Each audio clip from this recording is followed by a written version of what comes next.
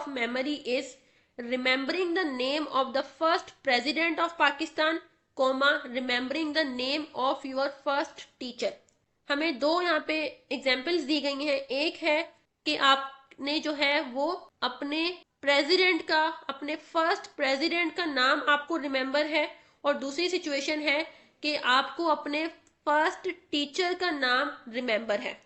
अब यहाँ पे नीचे सिमेंटिक मेमोरी लिखा हुआ है, फिर कोलोन है और फिर ब्लैंक है. अब एक सिचुएशन उन्होंने खुद बता दी है कि remembering the name of the first president of Pakistan, मतलब आपको अपने फर्स्ट प्रेसिडेंट का नाम याद होना, ये आपकी सिमेंटिक मेमोरी में होता है. ठीक है, मतलब क्यों सिमेंटिक मेमोरी में क्यों है? क्योंकि सिमेंटिक मेमोरी हम जानते हैं, सिमेंटिक मेमोरी में वो इंफॉर्मेशन स्टोर होती है या रिटेन होती है जो कि अबाउट द वर्ल्ड हो, जो कि फैक्ट्स हो, जो कि जनरल नॉलेज होती है इंडिविजुअल की, तो वो उसकी सिमेंटिक मेमोरी में स्टोर होती है. तो फर्स्ट प्रेसिडेंट का नाम याद होना ये आपकी सिमेंटिक मेमोरी में स्टोर होगा, जबकि remembering the name of your first teacher ये आपको बताना है कि ये इम्प्लिसिट मेमोरी में स्टोर होगा, एपिसोडिक में होगा, लॉन्ग टर्म में होगा या फिर एक्सप्लिसिट में होगा.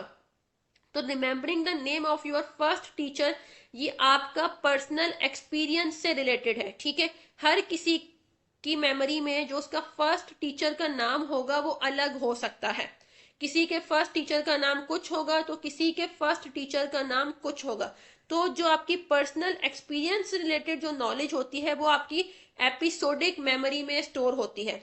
तो सिमेंटिक मेमोरी कोलोन ब्लैंक में आपका होगा एपिसोडिक मेमोरी.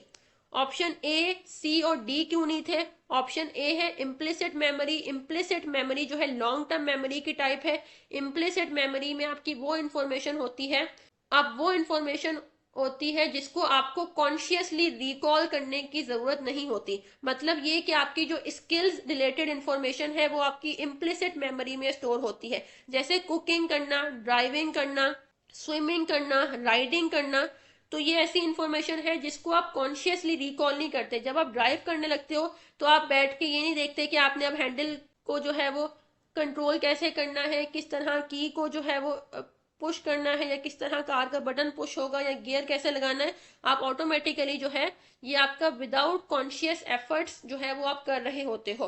तो इसको कहा जाता है इम्प्लिसिट मेमोरी. एक्सप्लिसिट मेमोरी जो है इसी के ऑपोजिट है. एक्सप्लिसिट मेमोरी में वो इंफॉर्मेशन होती है जिसको आप कॉन्शियसली जो है वो रिकॉल करते हो. जैसे आपसे किसी ने जो है वो किसी चीज का नेम पूछ लिया तो अब आप उसको एक्सप्लिसिट मेमोरी से रिकॉल करके बताओगे, आप अपनी कॉन्शियस एफर्ट्स लगाओगे. आपसे किसी ने कोई क्वेश्चन कर लिया, उसको आंसर करने के लिए आपको कॉन्शियसली उस चीज को सोचना पड़ेगा, उसको अपनी अवेयरनेस में लेके आना पड़ेगा. तो इसको कहते हैं एक्सप्लिसिट मेमोरी.